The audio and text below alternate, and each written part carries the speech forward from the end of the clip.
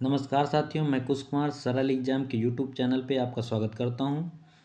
आज हम फिर से हिंदी, जीएस और उत्तर प्रदेश स्पेशल से संबंधित कुछ महत्वपूर्ण प्रश्नों को इस श्रृंखला लेकर आए हैं जो आपकी आने वाली परीक्षाओं के लिए महत्वपूर्ण योगदान रखती हैं। तो शुरू करते हैं हम आज का हिंदी का पहला प्रश्न। और वीडियो देखने से पहले सभी जो मेरे नए दोस्त हैं वो चैनल को कृपया सब्सक्राइब कर लें और इस वीडियो को अपने दोस्तों तक शेयर कर दें जिससे उनको भी इस वीडियो से लाभ हो सके। तो शुरू करते हैं आज का मेरा पहला हिंदी का प्रश्न। प्रश्न पूछा है, अभीष्ट का संधि विच्छेद क्या होता है?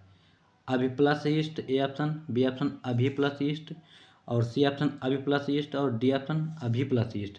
तो अभीष्ट का जो संधि विच्छेद अगर करेंगे तो इसका राइट आंसर सी ऑप्शन होगा। अगर पूछा जाए ये किस संधि का उदाहरण है तो ये दीर्घ संधि का उदाहरण, क्योंकि अगर इसको जब हम विच्छेद करेंगे तो इसमें छोटा ई प्लस छोटा ई आता है, तो इसमें छोटा ई प्लस छोटा ई मिला के बड़ी ई हो जाता है ना। तो इसका जो राइट आंसर होगा सी ऑप्शन। जैसे करेंगे इसका संधि विच्छेद अभी प्लस ईस्ट, ईस्ट होता है ईस्ट मत कर देना, ठीक। अभी प्लस ईस्ट ये बनेगा इसका संधि विच्छेद, ठीक। तो इस वजह से इसका जो राइट आंसर होगा अभी प्लस ईस्ट होगा और ये दीर्घ संधि का उदाहरण है, ठीक। अगला मेरा प्रश्न है, दिन दीन शब्द युग्म का सही अर्थ क्या है? क्या पूछा है? दिन और दीन शब्द का जो सही अर्थ है वो क्या होता है? ऑप्शन ए दिवस गरीब, ऑप्शन बी गरीब दिवस, ऑप्शन सी गरीब सुबह प्लस गरीब और ऑप्शन डी दोपहर गरीब। तो दिन माने क्या होता है? दिन माने दिन होता है या दिवस होता है, उसको हिंदी में कहते हैं। और दीन माने क्या? दीनहीन तन जन के, आपने सुना होगा एक लाइन। तो दिन माने क्या होता है? दिन माने होता है गरीब, ठीक। और दिन माने दिवस होता है। तो इसका राइट आंसर जो होता है ए ऑप्शन होगा। अगला प्रश्न है हमारा, दारू का अर्थ क्या है? ये दारू नहीं है, दारू मत समझ लेना शराब लगा के चले आओ एक नंबर गायब करके। तो इसमें देखो छोटा ऊ बना है दारू में ना, दारू, ये दारू, ठीक। तो दारू लिखा है, दारू नहीं लिखा है। और दारू ऐसे लिखा जाता है, दारू जिसको पीकर टल्ली हो जाते हैं, ये है दारू। दारू का अर्थ शराब होता है। तो दारू का अर्थ क्या है? ऑप्शन शराब ए ऑप्शन पे, बी ऑप्शन स्त्री और सी ऑप्शन पर्वत और डी लकड़ी। तो जो दारू का अर्थ होता है वो इसका अर्थ होता है लकड़ी होता है, ठीक। इसका राइट आंसर होगा डी ऑप्शन। अगला प्रश्न है, दारू माने शराब होता है, ध्यान रखिएगा। निम्नलिखित में से कौन सा शब्द भ्रमर का पर्यायवाची नहीं है, ठीक। क्या पूछा है? भ्रमर का पर्यायवाची नहीं। तो मेरा ऑप्शन है ए चंचरीक, सिलीमुख, द्विरेफ, द्विरद। तो इसमें नहीं पे ध्यान दीजिएगा, नहीं पूछा है। तो भ्रमर का पर्यायवाची क्या क्या नहीं? तो चंचरीक ये भी होता है, ठीक। सिलीमुख ये भी होता है, बाण भी होता है भ्रमर का पर्यायवाची, ठीक। और द्विरेफ ये भी होता है। द्विरद जो दिया है ये बाण का, उसका भ्रमर का पर्यायवाची नहीं है, ये हाथी का पर्यायवाची होता है, ठीक।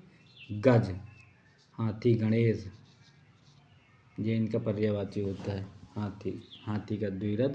और चंचरीक, सिलीमुख, द्विरेफ ये भ्रमर के पर्यायवाची होते। मधुप भी होता है भ्रमर का पर्यायवाची, ठीक। और भी इसके अलग उदाहरण हम बता दें, मधुकर होता है, मधुप होता है, आल माने भी भंवरा होता है, भृंग माने भंवरा और खष्टपद होते हैं क्योंकि इसके छह पर होते हैं। अब मधुराज और मधुभच्छा इसको कहते हैं क्योंकि शहद बनाता है ना फूलों का रस पी करके, इसलिए इसे कहते हैं मधुप। अगला प्रश्न है हमारा, अभिलाषा का पर्यायवाची क्या नहीं है? नहीं पे भी शायद ध्यान दीजिएगा, नहीं गलत हो जाएगा। ऑप्शन ए है कामना, ऑप्शन बी है लालसा, ऑप्शन सी है इच्छा और ऑप्शन डी है अनिच्छा। तो अभिलाषा का जो पर्यायवाची नहीं है तो उसका सही जवाब होगा अनिच्छा। इच्छा तो होगा लेकिन इसमें अन लग गया, अन उपसर्ग लगा है, तो अन माने इसमें निगेटिव वाक्य बन जाएगा, इसलिए इच्छा नहीं इसका बनेगा अर्थ। तो इसमें पूछा है इच्छा, अभिलाषा, कामना, लालसा ये सब इसके पर्यायवाची हैं, पर अनिच्छा इसका पर्यायवाची नहीं है। अगला प्रश्न है हमारा, उपत्यका का विलोम है। उपत्यका का विलोम क्या है?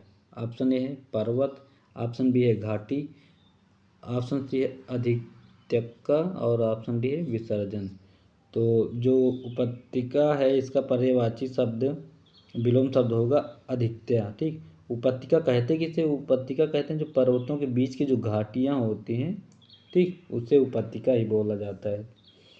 और इसका राइट आंसर होगा हमारा सी ऑप्शन। अगला प्रश्न हमारा है खिलौना शब्द में मूल शब्द क्या है। तो खिलौना शब्द में मूल शब्द क्या है। ऑप्शन ए खिल, ऑप्शन बी खेल, ऑप्शन सी औना और ऑप्शन डी हिन्ना। तो खिलौना किस शब्द से बना है, खिल से बना है कि खेल से बना है कि औना। औना क्या है, औना तो प्रत्यय लास्ट में लगता है, और खेल जो इसका प्रमुख शब्द है खेल से बना है खिलौना। तो ऑप्शन इसका बी सही होगा। अगला प्रश्न हमारा है अध्यक्ष में कौन सा उपसर्ग है। ऑप्शन ए अधि, ऑप्शन बी अध, ऑप्शन सी अत और ऑप्शन डी अध। तो अध्यक्ष जो है दो शब्दों से मिलकर बना है, अधि प्लस अक्ष से बनता है। ठीक, अधि प्लस अक्ष, जी अधि उपसर्ग है और इसका जो राइट आंसर है ये होगा अधि होगा। ठीक, और भी अगर इसके उदाहरण हम बता दें तो इसमें होता है अध्यक्ष होता है, अधिमूल्य होता है, अधिराज और अधिग्रहण, ये भी अधि शब्द से मिलके बने हुए शब्द हैं। निम्नलिखित में से कौन सा शब्द तद्भव नहीं है। पूछा तद्भव नहीं है, इसका मतलब क्या है, तद्भव नहीं है पूछा है, इसका मतलब तत्सम शब्द है। ठीक, तो इसका ए ऑप्शन है दांत, बी ऑप्शन है अधर और सी ऑप्शन है आँख और डी ऑप्शन है कान। तो इसमें राइट आंसर क्या होगा, तद्भव नहीं, इसका मतलब तत्सम है, तत्सम हो है ये अधर। तत्सम शब्द जो है संस्कृत से लिए जाते हैं सीधा। और दांत का क्या होता है, तत्सम दंत होता है। ठीक, आँख का क्या होता है, अच्छी होता है। और डी ऑप्शन में कान दिया हो तो कान का क्या होगा, कांड। इसका राइट आंसर बी ऑप्शन, अधर माने होता है ऊँट। उसने टेढ़ी चाल चली। ठीक, इस वाक्य में कौन सा कारक है। ऑप्शन ए कर्म कारक, ऑप्शन बी संबंध कारक, ऑप्शन सी अधिकरण कारक और ऑप्शन डी कर्ता कारक। तो उसने टेढ़ी चाल चली का जो राइट आंसर होगा कर्ता कारक। ठीक, संज्ञा या सर्वनाम के जिस रूप में वाक्य के अन्य शब्दों के साथ उनका संबंध सृजित हो उसे कारक कहते हैं। हिंदी में कारक के 8 प्रकार होते हैं। ठीक, जैसे कर्ता प्रथमा ने, कर्म द्वितीया को, कर्ण तृतीया से, द्वारा समाधान चतुर्थी के लिए को, अपदान पंचमी से अलग होने में, संबंध खष्टी का की के, नानी ने, रारी रे, अधिकांश सप्तमी में, पर विषय और संबोधन हे भो अरे, ये होते हैं इनके कारक के रूप। ठीक, तो इसका राइट आंसर होगा डी ऑप्शन। ठीक, अगला प्रश्न हमारा हिंदी का ऊपर की ओर उछाला हुआ के लिए एक शब्द क्या है। वाक्यांश के लिए शब्द पूछे जाते हैं अधिकतर परीक्षाओं में, एक दो, तो विशेष ध्यान देकर पढ़िएगा। ऑप्शन ए प्रक्षिप्त, ऑप्शन बी उच्छिप्त, ऑप्शन सी आरोहण और ऑप्शन डी उत्थान। तो ऊपर की ओर उछालने के लिए जो एक शब्द दिया हुआ है उसका राइट आंसर होगा बी ऑप्शन, उच्छिप्त होता है। ठीक, और ऑप्शन के बारे में जानकारी बता दें आपको, ए ऑप्शन में जो प्रक्षिप्त दिया हुआ है इसका जो आंसर होता है फेंका हुआ होगा, फेंका हुआ। ठीक, इसका मतलब होता है। और आगे सी ऑप्शन सी आरोहण होता है, आरोहण माने क्या होता है, चढ़ना होता है, चढ़ना या सवारी करना। ठीक, और उत्थान माने क्या होता है, उत्थान माने उठना होता है ना जी। राइट आंसर हमारा इसमें बी ऑप्शन है। अगला प्रश्न हमारा है निम्न में से नित्य एक वचन में प्रयोग होने वाला शब्द कौन सा है। ठीक, पूरा एक मिनट थोड़ा छोटा कर लें जी। पूछा नित्य एक वचन में प्रयोग होने वाला शब्द कौन सा। ठीक, option A Janata, option B Akash, option C हस्ताक्षर और ऑप्शन डी क्या है, पानी। तो इसका जो राइट आंसर है हस्ताक्षर होता है, ये हमेशा एक वचन में ही होता है।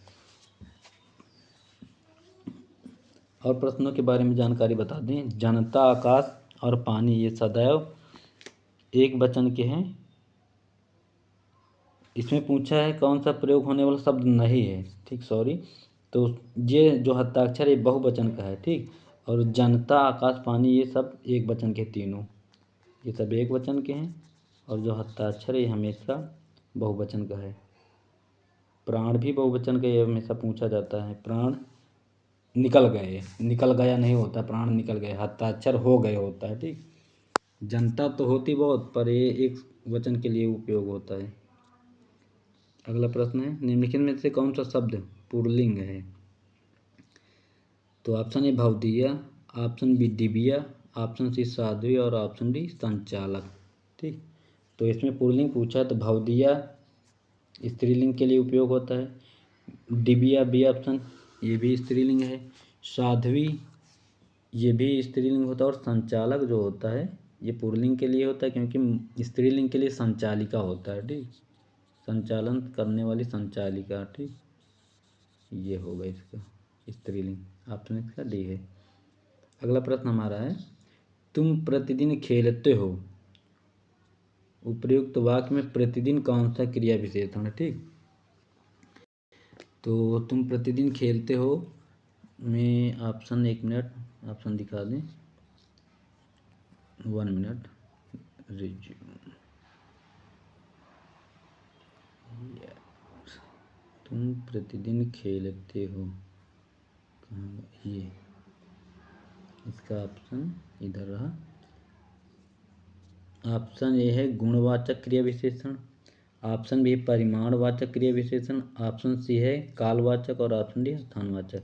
तो इसका जो राइट आंसर होगा वो सी ऑप्शन होगा, कालवाचक। प्रतिदिन, दिन वगैरह जो आते हैं काल और समय का बोधक है, तो इसलिए इसका राइट आंसर होगा कालवाचक।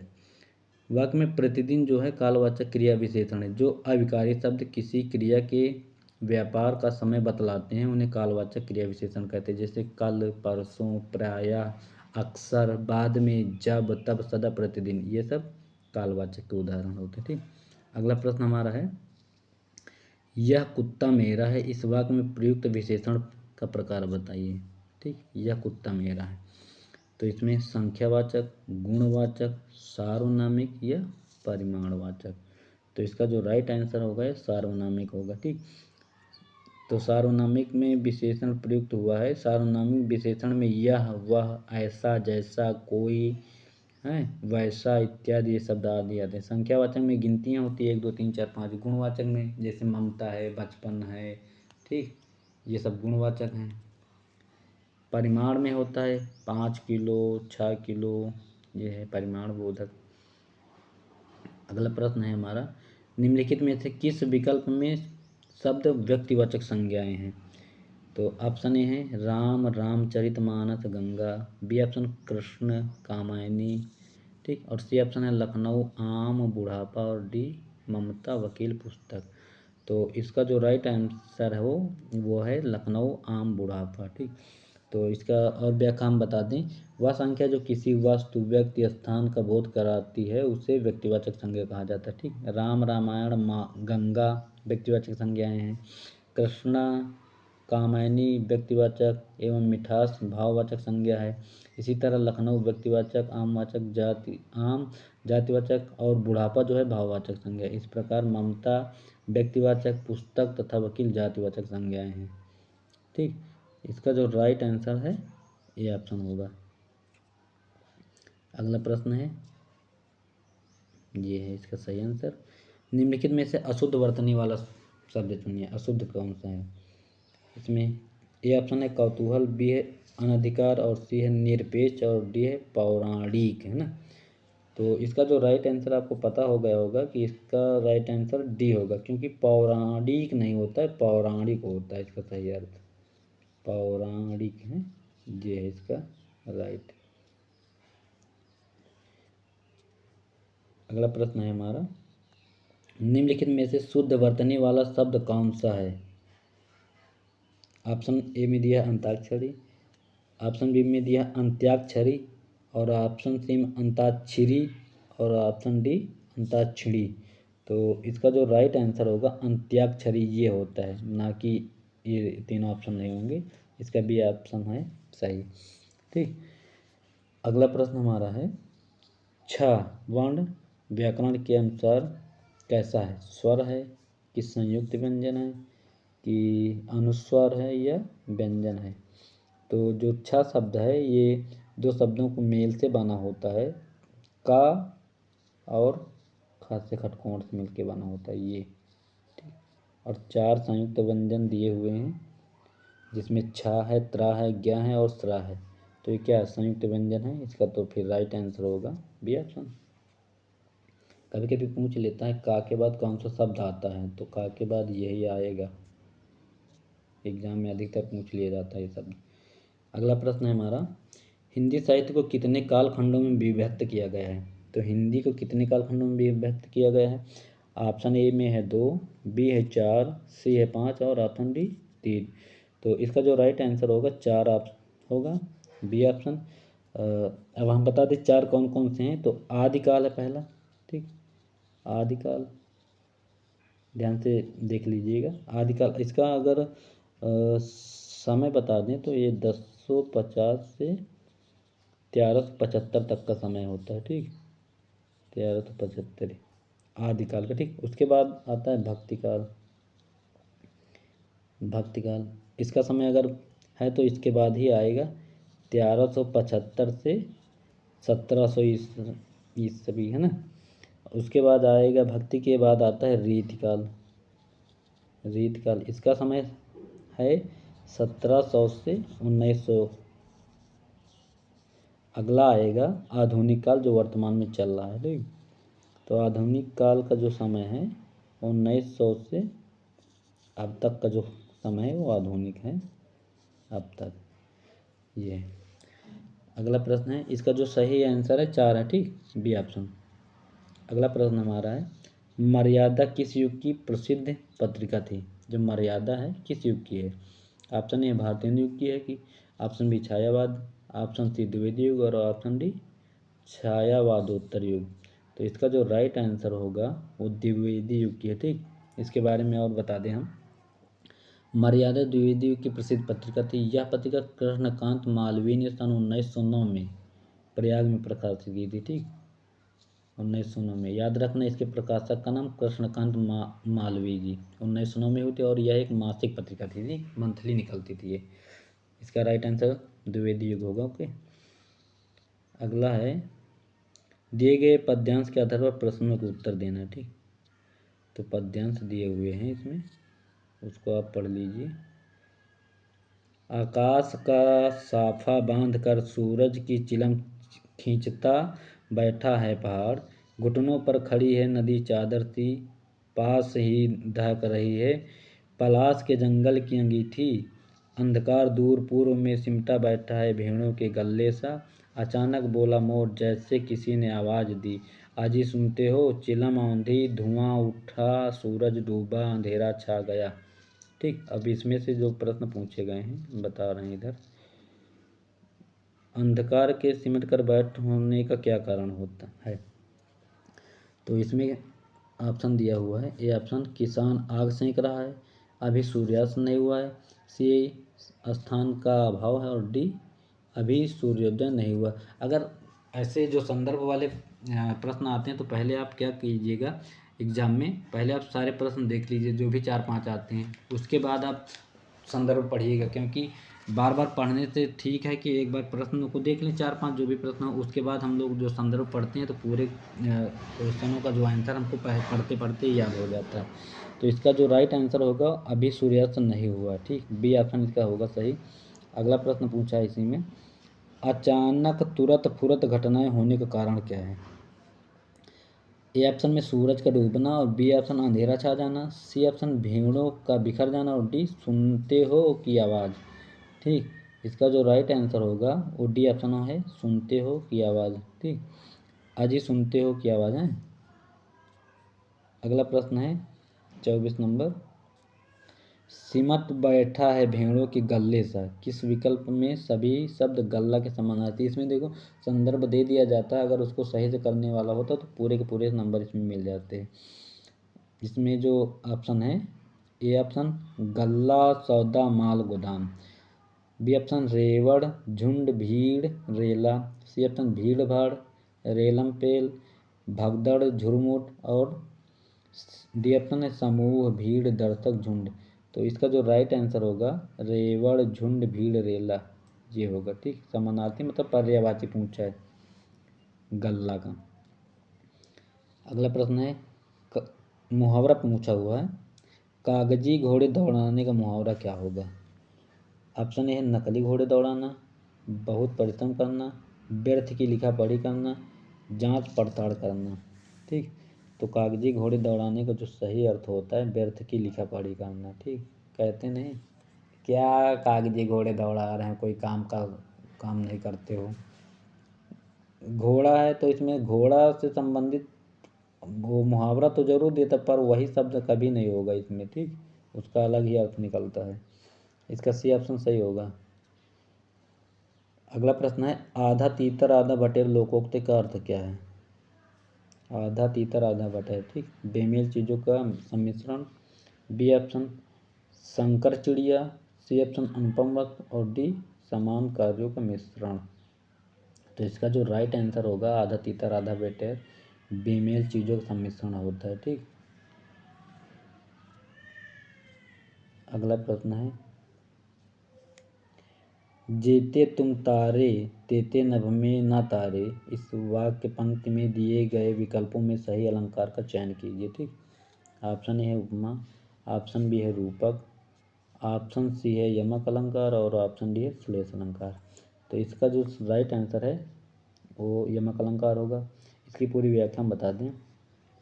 जब एक शब्द का प्रयोग कई बार होता है और प्रत्येक बार उसका अर्थ अलग अलग होता है तो वहाँ यमक अलंकार होता है, सबको पता होगा। ठीक, जैसे उदाहरण एक और, ऊंचे घोर मंदिर के अंदर रहन बारी ऊंचे घोर मंदिर के अंदर रहती है।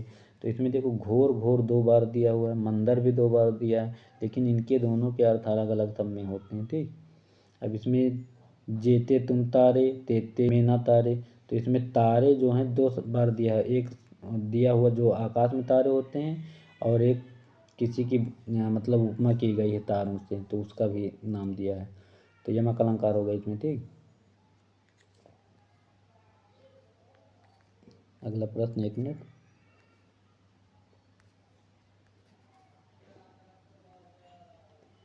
वीर तुम बढ़े चलो, वीर तुम बढ़े चलो, धीर तुम बढ़े चलो, सामने पहाड़ हो सिंह की दहाड़ हो।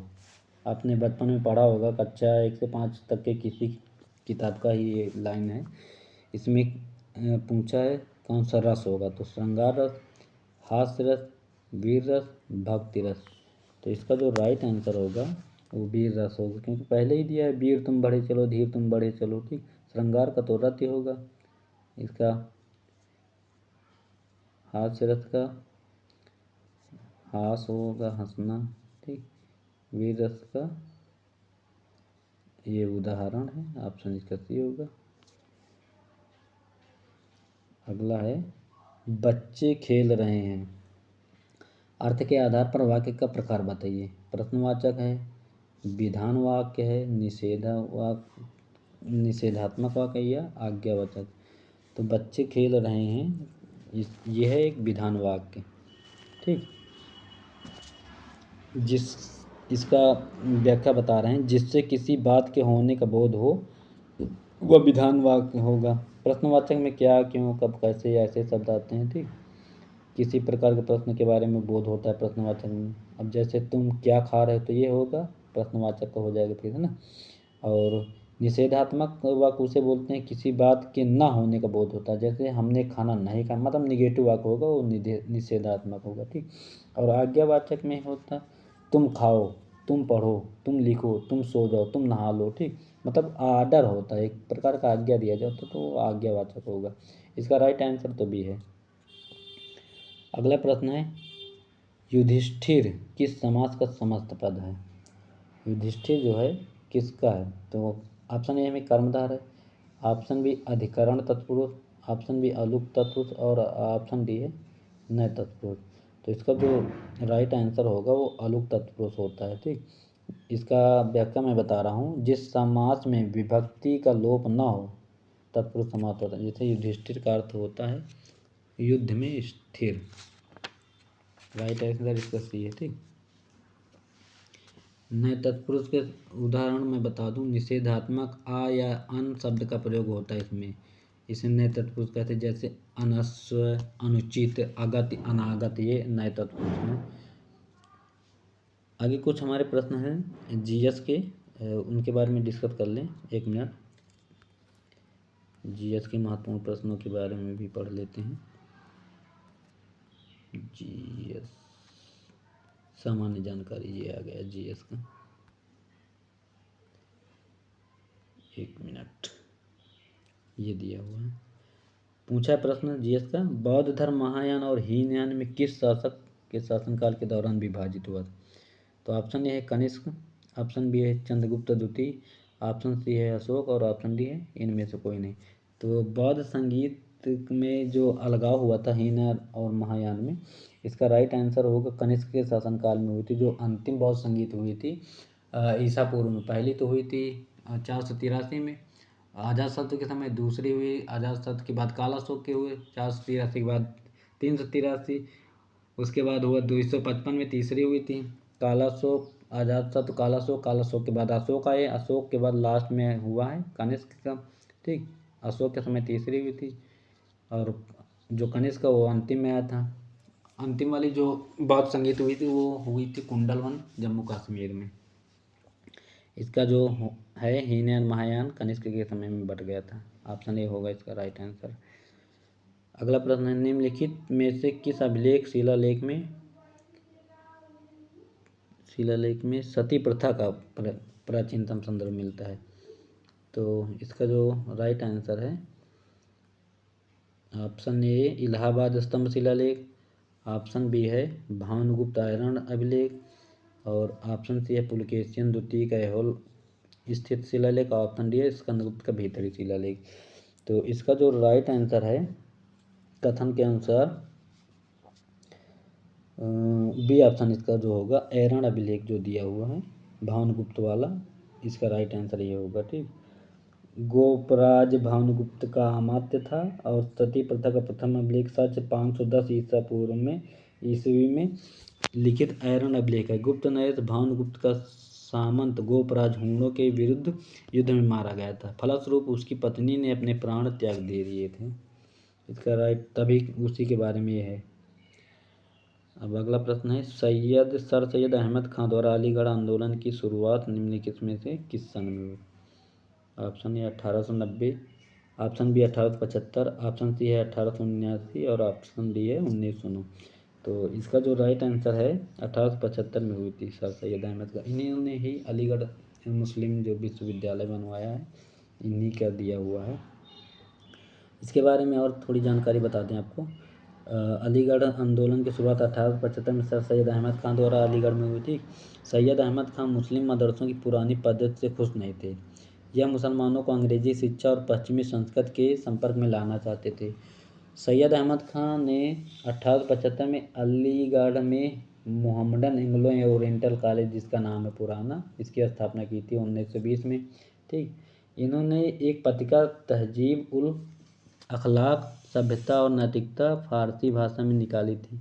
कुरान का टीका भी लिखा इन्होंने। 1864 में गाजीपुर में साइंटिफिक सोसाइटी की स्थापना भी की।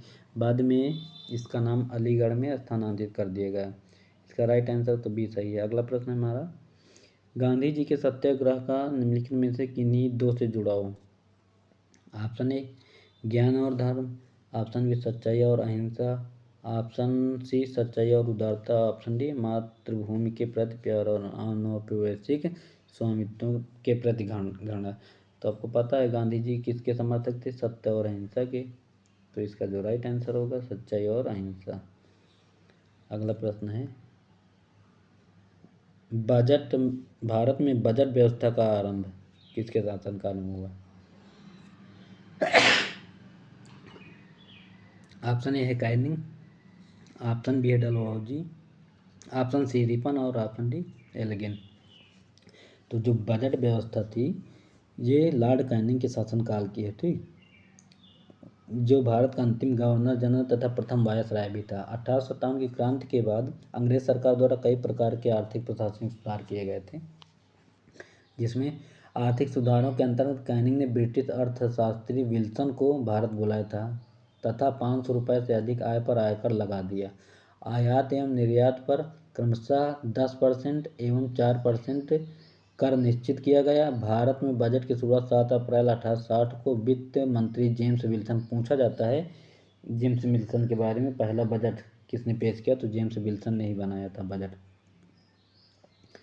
इसका ये ऑप्शन है, ठीक। डलहौजी 1854 रेलवे लाइन और रेल का जो आवागमन अपने भारत में शुरू कराया था लॉर्ड डलहौजी ने शुरू किया। रिपन के शासनकाल में 1881 में पहली नियमित जनगणना हुई थी, ठीक। और मेयो के समय 1872 में हुई थी, जो नियमित तो नहीं थी, ठीक। ये 1881 जिसे 10 की जनगणना भी कहते हैं। अगला प्रश्न है, निम्नलिखित नदियों में से कौन सी नदी जबलपुर के निकट धुआंधार जलप्रपात का निर्माण करती है? Option A Tapi, option B Luni नदी, ऑप्शन सी है नर्मदा और ऑप्शन डी है तुंगभद्रा। तो मध्य प्रदेश में जो नदी बहती है वो नर्मदा नदी है, ठीक। अमरकंटक से निकलती है, जिसकी कुल लंबाई 1312 किलोमीटर है, ठीक। और इसी पे धुआंधार जलप्रपात है। लूनी नदी जो अजमेर से निकलती है और यह गुजरात में कच्चकारण में गिर जाती है। तुंगभद्रा दक्षिण भारत की नदियाँ हैं ये सब। अगला प्रश्न हमारा, भारतीय संविधान के संसदीय विशेषाधिकार की विशेषता कहाँ से ली गई? मतलब संसदीय प्रणाली के बारे में बात किया है, संसदीय प्रणाली ली कहाँ से गई? ऑप्शन ए है कनाडा से, ऑप्शन बी है ऑस्ट्रेलिया से, ऑप्शन सी है ब्रिटेन से और ऑप्शन डी है आयरलैंड से। तो जो संसदीय प्रणाली है ये ब्रिटेन की देन है, ठीक। ऑस्ट्रेलिया से समवर्ती सूची का विषय लिया गया, जो जैसे शिक्षा है समवर्ती सूची। आयरलैंड से DPSP लिया गया जो है। अगला प्रश्न है, भारतीय संविधान में मौलिक अधिकारों की विशेषता आंशिक रूप से अधिकार अधिनियम से इसकी प्रेरणा प्राप्त करती है, जो कि खालिस्तान संविधान में निहित है। मौलिक अधिकार पूछा। ऑप्शन ए है ऑस्ट्रेलिया, ऑप्शन बी है आयरलैंड, ऑप्शन सी है कनाडा और ऑप्शन डी है संयुक्त राज्य अमेरिका। तो इसका जो मौलिक अधिकार जहाँ से लिया गया है वो है संयुक्त राज्य अमेरिका, ठीक। मौलिक अधिकारों का जो विवरण है भाग 3 में है और अनुच्छेद पूछा जाए तो 12 से 35 में मौलिक अधिकारों का विवरण मिलता है, ठीक। इसमें समानता का अधिकार है, स्वतंत्रता का अधिकार है, शोषण के विरुद्ध अधिकार है, धर्म की स्वतंत्रता है ना, अधिकार और संस्कृति और शिक्षा का अधिकार, कुछ विशिष्ट कानूनों से सुरक्षा का अधिकार तथा संवैधानिक उपचारों का अधिकार। संवैधानिक उपचारों को भीमराव अंबेडकर ने संविधान की आत्मा भी कहा है, जो अनुच्छेद 32 के तहत आता है। इसमें 5 प्रकार की स्वतंत्रता दी गई है, जो हार्वर्स का आसपास है, बंदी प्रत्यक्षीकरण वगैरह जो है वो इसी में। और अगला प्रश्न है हमारा, राज्यपाल अपने कार्यकाल की शपथ किसके द्वारा लेते हैं? जो राज्यपाल है अपना शपथ किसके द्वारा लेते हैं? ऑप्शन ए है उच्च न्यायालय के मुख्य न्यायाधीश, बी ऑप्शन भारत के मुख्य न्यायाधीश और सी है भारत के राष्ट्रपति और डी है भारत के उपराष्ट्रपति। तो इसका जो राइट आंसर होगा वो होगा उच्च न्यायालय के मुख्य न्यायाधीश के द्वारा होता है। ये राष्ट्रपति के पश्चात पर्यंत कार्य करते हैं। अगर राष्ट्रपति चाहेगा तो इनको हटा भी सकता है, ठीक। और प्रधानमंत्री को जो शपथ पाता है राष्ट्रपति दिलाता है, उच्चतम न्यायालय के मुख्य न्यायाधीश को राष्ट्रपति शपथ दिलाता है और मुख्यमंत्री को जो है शपथ राज्यपाल दिलाता है।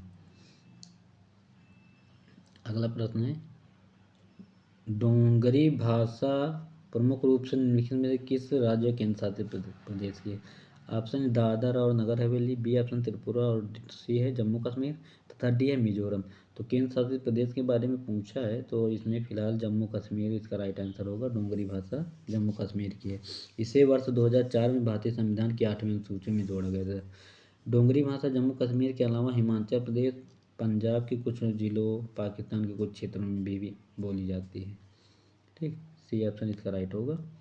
अगला प्रश्न हमारा है, GDP सूचकांक के क्षेत्रवार वितरण के किस मापक क्षेत्रवार वितरण से किसका मापन किया जाता है ना? इसका आंसर है ए ऑप्शन पे देश का कृषि संबंधी विकास, बी ऑप्शन देश का आर्थिक विकास, सी ऑप्शन है देश का सामाजिक विकास और इसमें डी ऑप्शन देश का सामाजिक तथा आर्थिक विकास, ठीक। तो इसका जो राइट आंसर है इसका बी ऑप्शन होगा, देश का आर्थिक विकास होगा, ठीक।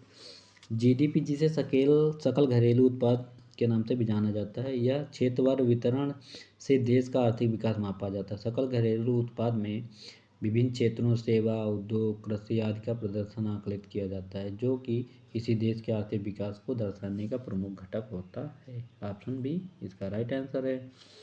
अगला प्रश्न है 56 के बाद 57 नंबर, 1 मिनट, जे आ गया। प्रश्न है हमारा, नकद आरक्षित अनुपात CRR की गणना प्रत्येक बैंक खालिस्तान के प्रतिशत के रूप में की जाती है। ऑप्शन ए मुद्रास्फीति की दर, ऑप्शन बी है शुद्ध मांग और समय देनदारियां, ऑप्शन सी है जमा वृद्धि और ऑप्शन डी है ग्राहकों की बचत। तो इसका जो राइट आंसर है शुद्ध मांग और समय देनदारियां, इसका राइट आंसर होगा। नगद आरक्षित अनुपात CCR, जिसका फुल फॉर्म हम बता रहे हैं, कैश रिजर्व रेशियो होता है CCR का। वह राशि है जो बैंक द्वारा भारतीय रिजर्व बैंक के पास अनिवार्य रूप से रखनी होती है, जिसकी गणना डिमांड और टाइम लायबिलिटीज के आधार पर की जाती है। ठीक, बी ऑप्शन सही है। अगला प्रश्न है हमारा, भारत में बैंकिंग विनियमन अधिनियम का कब पारित हुआ है। ऑप्शन है 1951, बी ऑप्शन 1974 और सी है 1965 तथा डी है 1949। तो इसका जो राइट आंसर है वो डी ऑप्शन होगा, 1949 में हुआ था। भारत में बैंकिंग विनियमन अधिनियम वर्ष 1949 में पारित हुआ था।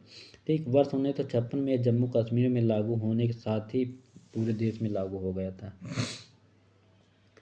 अगला प्रश्न हमारा, गुरुगप्पा गोड किस खेल से संबंधित है। खेलों से भी संबंधित ऐसे प्रश्न पूछे जाते हैं कि कौन सी ट्रॉफी किस खेल से संबंधित है, कौन सा खिलाड़ी किस खेल से संबंधित है ना। तो गुरुगप्पा गोड पूछा है, ये ऑप्शन पे है, ए ऑप्शन में फुटबॉल, बी ऑप्शन है हॉकी और सी ऑप्शन क्रिकेट है तथा डी है टेबल टेनिस। तो इसका जो राइट आंसर होगा वो बी ऑप्शन है, हॉकी से संबंधित है। हॉकी के और ट्रॉफियों के नाम मैं बता रहा हूँ, ध्यान से पढ़ सुन लीजिए। बीटल कप और नेहरू ट्रॉफी, स्टैनले कप, आगा खान कप, ध्यानचंद ट्रॉफी और वेलिंगटन, ये है हॉकी से। गोल्फ से बता दें, राइडर कप गोल्फ से है, वाकर कप है और कनाडा कप, आइजनहावर कप भी है गोल्फ से। क्रिकेट की ट्रॉफी के बारे में बता रहे हैं, क्रिकेट में होता है Ranji trophy, Dilip trophy, Deodhar trophy, Ashes cup, Gavaskar Border trophy. Badminton के बारे में बता दें, बैडमिंटन में थॉमस कप आता है, उबेर कप आता है, यूरोपी कप आता है, मलेशियाई कप और हरीला, ये हैं बैडमिंटन के। इसका जो तो राइट आंसर तो हॉकी होगा। अगला प्रश्न है, विश्व में एकमात्र देश जिसका राष्ट्रीय ध्वज ना तो वर्गाकार है ना ये आयताकार। तो ए ऑप्शन पे है श्रीलंका, बी ऑप्शन भूटान, सी है मालदीव और डी नेपाल। राइट आंसर है इसका नेपाल का झंडा। ठीक, नेपाल विश्व का एकमात्र ऐसा है जिसका झंडा ना तो वर्गाकार है ना ही आयताकार है, बल्कि इसे दो त्रिकोणीय आकार के ऊपर नीचे रखा जाता है। इस ध्वज के ऊपर वाले त्रिकोण में अर्धचांद और नीचे वाले में त्रिकोण में सूर्य अंकित है। ध्वज के बीच का भाग गहरे लाल रंग का है जो नेपाल का राष्ट्रीय रंग है। कभी पूछ ले कि नेपाल का राष्ट्रीय रंग कौन सा है तो लाल रंग होगा। ठीक, नेपाल का राष्ट्रीय रंग इसे है। किनारे नीले रंग हैं जो शांति का प्रतीक है, विशेष ध्यान दीजिएगा लास्ट में, जो नीले रंग है शांति का प्रतीक है नेपाल के लिए। अपने यहाँ हरा रंग शांति का प्रतीक, हरियाली के लिए शांति का प्रतीक अपने यहाँ सफ़ेद है। ठीक, भारत की G20 अध्यक्षता के तहत सस्टेनेबल फाइनेंशियल वर्किंग ग्रुप की पहली बैठक 2 फरवरी 2023 को कहाँ हुई थी। ऑप्शन ए है मुंबई, ऑप्शन बी है गोवा, ऑप्शन सी है नई दिल्ली, ऑप्शन डी है गुवाहाटी। तो इसका जो राइट आंसर होगा वो गुवाहाटी में हुई थी। इसके बारे में बता दूं, भारत की G20 अध्यक्षता के तहत सस्टेनेबल फाइनेंशियल वर्किंग ग्रुप की पहली बैठक 2 फरवरी 2023 को गुवाहाटी में आयोजित की गई थी। बैठक में G20 के सदस्य देश, G20 फिलहाल अब तो G21 हो गया क्योंकि इसमें अफ्रीकी संघ शामिल हो गया है, और इसकी बैठक अभी अपने यहाँ हुई थी दिल्ली में ना। तो इसकी बैठक दिल्ली में हुई। आतिथ्य देशों के विभिन्न अंतर्राष्ट्रीय संगठनों के 100 से अधिक प्रतिनिधियों ने भाग लिया था। G20 की 2023 की थीम के बारे में ध्यान रखिएगा। थीम है इसकी one earth one family one future तथा आदर्शवाद वसुधैव कुटुंबकम। ये वसुधैव कुटुम्बकम इसकी वाक्य है, आदर्श वाक्य, इसको ध्यान रखिएगा ना। ऑप्शन इसका डी होगा सही। विश्व आर्द्र भूमि दिवस 2 फरवरी की 2023 की थीम क्या है? ऑप्शन ए है it's time for wetland restoration, B option wetland and water, C option wetland and biodiversity और डी ऑप्शन इनमें से कोई नहीं। तो इसका जो राइट आंसर होगा वो होगा it's time for wetland restoration. अब इसके बारे में मैं बता दूं, आर्द्र भूमि वर्तमान में अगर आर्द्र भूमियों के बारे में पूछा जाए तो वर्तमान में 80 आर्द्र भूमि हैं, ठीक। 3 अभी कर्नाटक में हाल ही में शामिल हुई और 2 तमिलनाडु में, ठीक। और तमिलनाडु में टोटल पूछा जाए तो 16 आर्द्र भूमि है। उत्तर प्रदेश में पूछा जाए तो 10 आर्द्र भूमि, ठीक। ये तमिल में है। टोटल 80 हो गई ना। प्रतिवर्ष 2 फरवरी को विश्व आर्द्र भूमि मनाया जाता है। फरवरी 1972 में ईरान के रामसर में आर्द्रभूमि का सम्मेलन हुआ था। विश्व आर्द्रभूमि दिवस 2023 की थीम मैंने बता ही दिया है, it's time for wetland restoration है, जो आर्द्रभूमि पुनर्जीवन की प्राथमिकता देने के लिए तत्काल आवश्यकता पर प्रकाश डालता है। जो आर्द्रभूमि के लिए रामसर समझौता हुआ था वो ईरान में, और जो रामसर स्थान है वो ईरान के बीच पहाड़ियाँ हैं, उन 2 पहाड़ियों के बीच में ही रामसर स्थान है और उसी के नाम पर ये रामसर साइट चलती है, ठीक। अगला प्रश्न है हमारा, यूपीआई लाइट फीचर लॉन्च करने वाला पहला भुगतान बैंक कौन सा बना? Option A Paytm payment bank, B option Kotak Mahindra bank, C है एयरटेल पेमेंट बैंक और डी है फिनो पेमेंट बैंक। तो इसका जो राइट आंसर है वो पेटीएम पेमेंट बैंक है। फरवरी 2023 में Paytm bank UPI light feature launch करने वाला पहला बैंक बना है। पेटीएम पेमेंट बैंक ने कई छोटे मूल्य वाले यूपीआई लेन देन के लिए यूपीआई लाइट फीचर लॉन्च किया है। इस फीचर के माध्यम से सिंगल क्लिक के साथ तेज़ी से रियल टाइम लेन देन में मदद मिलती है। ऑप्शन ए पहला सही हो जाएगा। अगला प्रश्न हमारा है, 7 फरवरी 2023 को ड्रोन के लिए भारत का पहला ट्रैफिक मैनेजमेंट सिस्टम किसने लॉन्च किया है? Option A Zen technologies, option B Sky Air, option C है इन्फोसिस और ऑप्शन डी है इन्फो एड्ज इंडिया। तो इसका जो राइट आंसर होगा स्काई एयर है, ठीक। स्काई एयर ने किया था। 7 फरवरी 2023 को स्काई एयर ने ड्रोन के लिए भारत का पहला ट्रैफिक मैनेजमेंट सिस्टम लॉन्च किया है।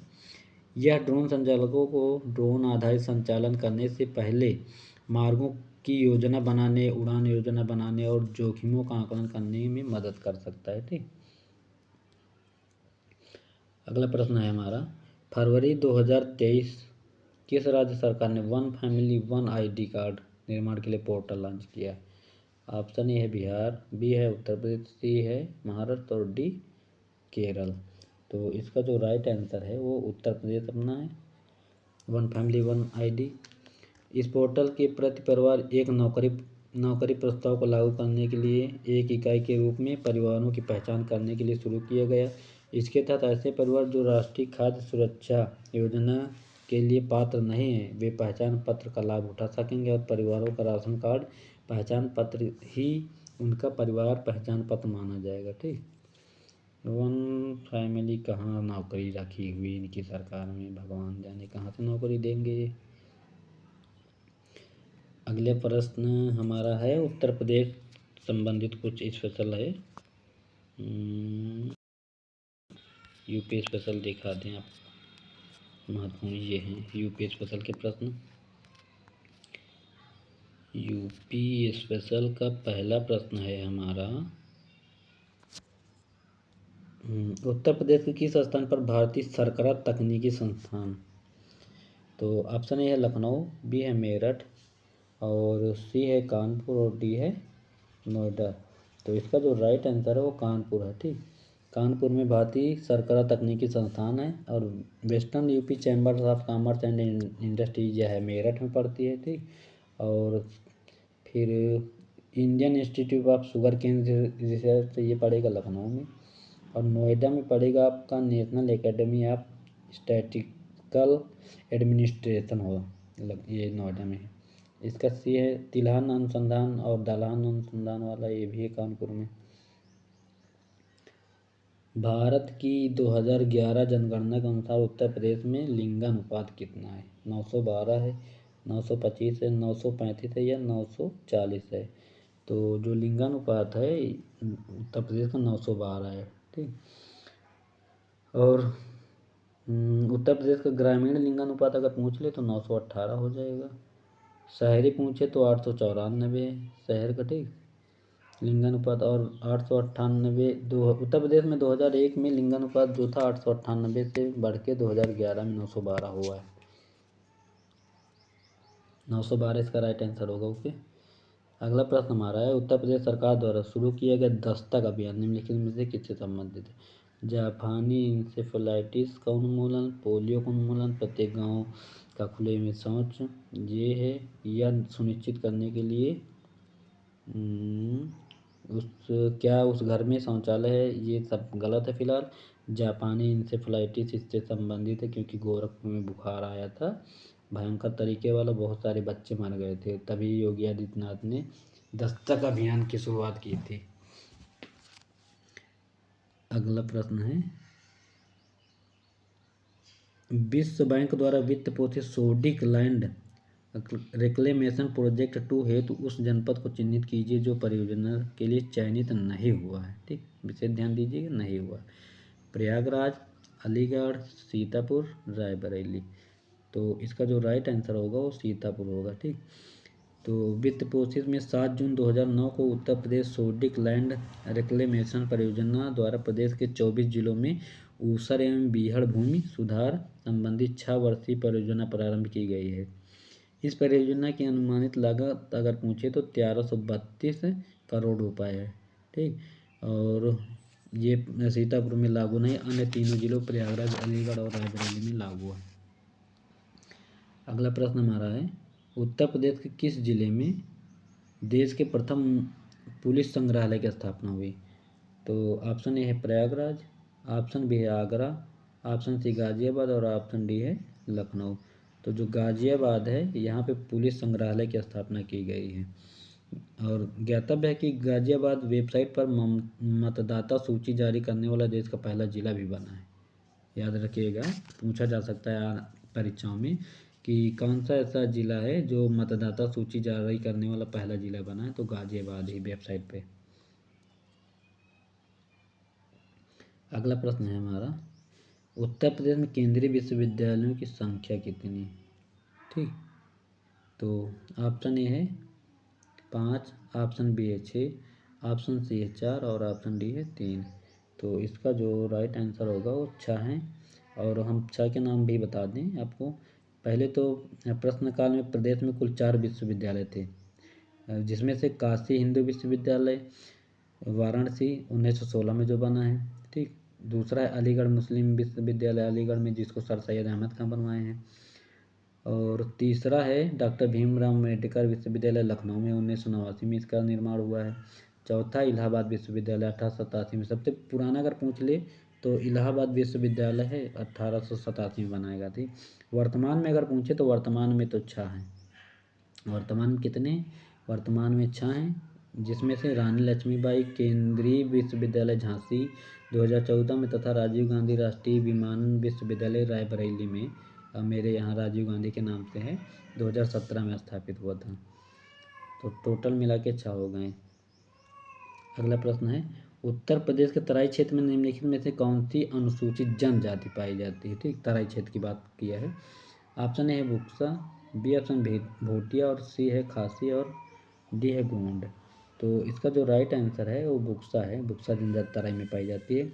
मुख्यतः बिजनौर और आगरा जिले में पाए जाते हैं। छोटी छोटी ग्रामीण बस्तियों में रहने वाले इन लोगों को राजपूतों के पटवार घराने से संबंधित किया जाता है। खासी मेघालय में, भोटिया उत्तर प्रदेश के उत्तराखंड में तथा गोंड उत्तर प्रदेश के गोरखपुर, देवरिया, बलिया आदि क्षेत्रों में पाई जाती है जनजाति। ठीक। अगला प्रश्न हमारा है, निम्नलिखित में से कौन फारसी का प्रथम कवि था जिसने अपनी कविता में भारतीय पर्यावरण को चित्रित किया है? ऑप्शन ए है अमीर खुसरो, ऑप्शन बी अमीर हसन, ऑप्शन सी है अबू तालिब कलीम और ऑप्शन डी है फैजी। तो इसका जो राइट आंसर है अमीर खुसरो होगा। तो आषाढ़ मास की पूर्णिमा को महाभारत के अमीर खुसरो फारसी के कवि हैं और खड़ी बोली के जनक भी इनको कहा जाता है, जो चिश्ती संप्रदाय के शेख निजामुद्दीन औलिया के शिष्य थे। निजामुद्दीन औलिया की दरगाह के बारे में बता दें, ये दिल्ली में है और निजामुद्दीन औलिया ने ही कहा था दिल्ली अभी दूर है। 7 शासकों का जो शासन देखा इन्होंने ही देखा है। अगला प्रश्न है, उत्तर प्रदेश का गुरु पूर्णिमा पर समर्पित है ऋषि कौन से ऋषि हैं? व्यास ऋषि, वशिष्ठ ऋषि, वाल्मीकि को या भृगु को? तो इसका जो राइट आंसर है व्यास को है। ठीक, आषाढ़ मास की पूर्णिमा को महाभारत के रचयिता महर्षि वेद व्यास का जन्म हुआ था। इस दिन गुरु पूजा का विधान है। गुरु पूर्णिमा वर्षा ऋतु के आरंभ में आती है। इस दिन से 4 महीने तक परिव्राजक साधु संत एक ही स्थान पर रहकर ज्ञान की गंगा बहाते हैं। ठीक, अगला प्रश्न है, गौतम बुद्ध की माँ देवदह राज्य के शासक परिवार से थी जो अब उत्तर प्रदेश में इसमें खाली स्थान जिले में है, कहाँ है? ऑप्शन है ए ऑप्शन में देवरिया, बी है गोरखपुर, सी है बस्ती और डी गोंडा। तो इसका जो राइट आंसर होगा वो सी है बस्ती में। गौतम बुद्ध की माता का नाम बता दें तो महामाया था, सबको पता ही होगा। वह देवदह राज्य की कोली वंशी शासकीय परिवार से संबंधित है। देवदह राज्य वर्तमान समय में उत्तर प्रदेश के बस्ती जिले में स्थित है। कोली गणराज्य पूर्वी उत्तर प्रदेश व नेपाल की सीमा पर स्थित बुद्ध कालीन गणराज्य था। इसका जो राइट आंसर है बस्ती। अगला प्रश्न है, एक मिनट, ये है, जौनपुर के सरकी वंश का अंतिम शासक कौन था? तो इसका ऑप्शन ए है Hussain Shah, option B Ibrahim Shah, option C है महमूद शाह और ऑप्शन डी है मुबारक शाह। तो राइट आंसर इसका है ए ऑप्शन हुसैन शाह था अंतिम शासक। ठीक, जौनपुर का अंतिम शासक हुसैन शाह था। इस वंश की स्थापना मलिक सरवर ने की थी 1394 में, याद रखिएगा। ठीक, जौनपुर शहर की स्थापना 14वीं शताब्दी में फिरोज शाह तुगलक ने किया था। ठीक, जो चचेरे बहन के मोहम्मद बिन तुगलक है ना, इनका नाम जौनक हाँ था और उन्हीं के नाम पे ही बसाया था इन्होंने। और फिरोज शाह तुगलक को नहरों को बनाने में अधिक महत्वपूर्ण भूमिका इसने निभाई है। और फिरोज शाह कोटला मैदान को भी सुना होगा, दिल्ली में बना है, इन्हीं का दिया बनाया हुआ है। यूपी से शुरू होने वाला सबसे लंबा राष्ट्रीय राजमार्ग कौन सा है? NH7, NH11 और NH2, NH3। तो यूपी से जो शुरू होने वाला राजमार्ग है NH7 है। उत्तर प्रदेश से शुरू होने वाला सबसे बड़ा राजमार्ग, राष्ट्रीय राजमार्ग 7 की कुल लंबाई अगर बताते हैं, इसका है 2369 किलोमीटर है। ठीक, यह भारत का सबसे बड़ा राजमार्ग है। यह उत्तर प्रदेश के वाराणसी शहर को भारत के दक्षिणी राज्य तमिलनाडु के कन्याकुमारी शहर को जोड़ देता है।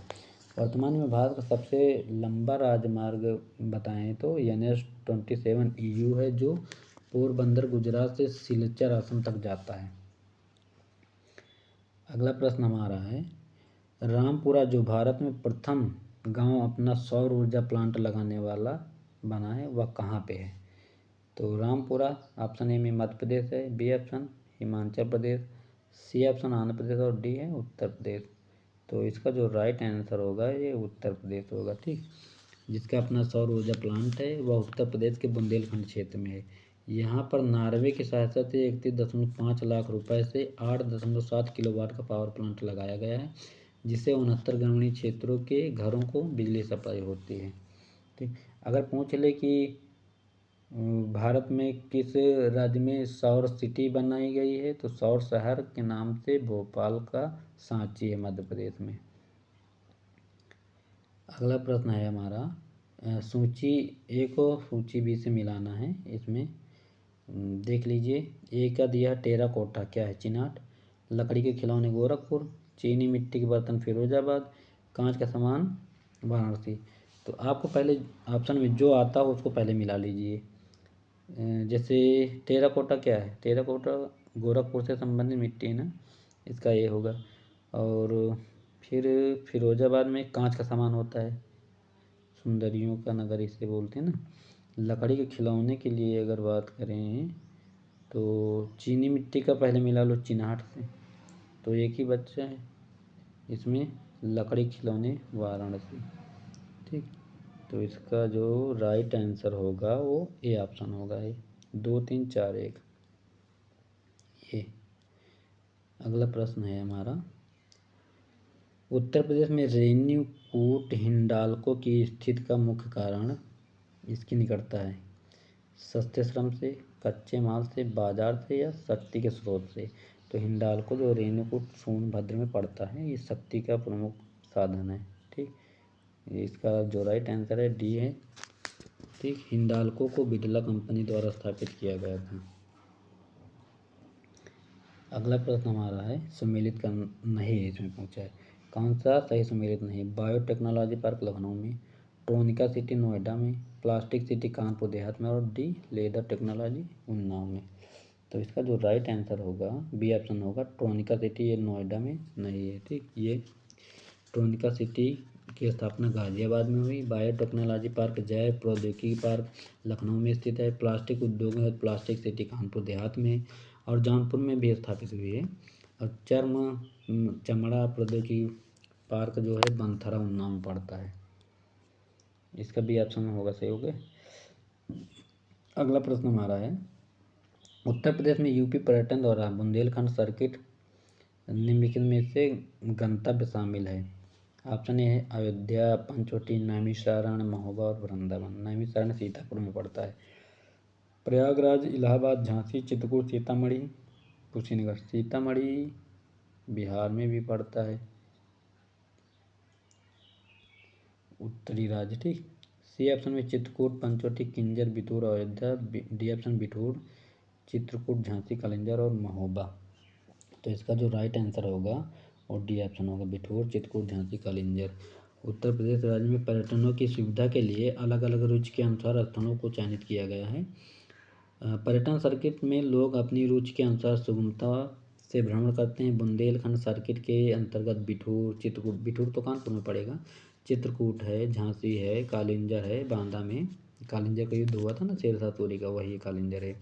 और बांदा में हीरा सबसे ज़्यादा होता है यूपी का, और महोबा भी शामिल है। ठीक, अगला प्रश्न हमारा है, अर्जुन बांध नहर से उत्तर प्रदेश का लाभान्वित जिला बताइए। अर्जुन बांध से ऑप्शन ए है एटा, ऑप्शन बी है इटावा, ऑप्शन सी है गोरखपुर और ऑप्शन डी है हमीरपुर। तो इसका जो राइट आंसर होगा वो है डी ऑप्शन, हमीरपुर है। ठीक, अर्जुन बांध उत्तर प्रदेश के महोबा जिले के चरखारी में अर्जुन नदी पर बनाया गया है। अर्जुन बांध की 42 किलोमीटर लंबाई है। मुख्य नहर से महोबा और हमीरपुर जिले में सिंचाई होती है इससे। अर्जुन बांध नहर से उत्तर प्रदेश का लाभान्वित होने वाला जिला हमीरपुर ही है। अगला प्रश्न हमारा है, भारत में मेथा तेल उत्पादन में उत्तर प्रदेश का योगदान कितना प्रतिशत है? मेथा तेल जानते हो, जिसे पिपरमिंट का तेल बोलते हैं गाँव में, वही है मेथा तेल। ऑप्शन ए है 60%, ऑप्शन बी है 85%, ऑप्शन सी है 75% और ऑप्शन डी 90%। तो इसका जो राइट आंसर है 90% मेथा तेल उत्पादन होता है अपने यूपी में। इस समय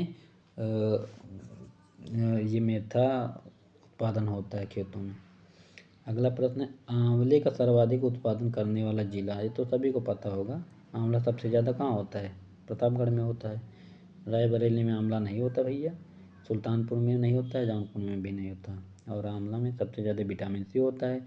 आम के लिए लखनऊ का मलिहाबाद है, जो विदेशों में भी आम भेजा जाता है। ईरान और वहाँ गया है, यूएई ये भेजा गया है।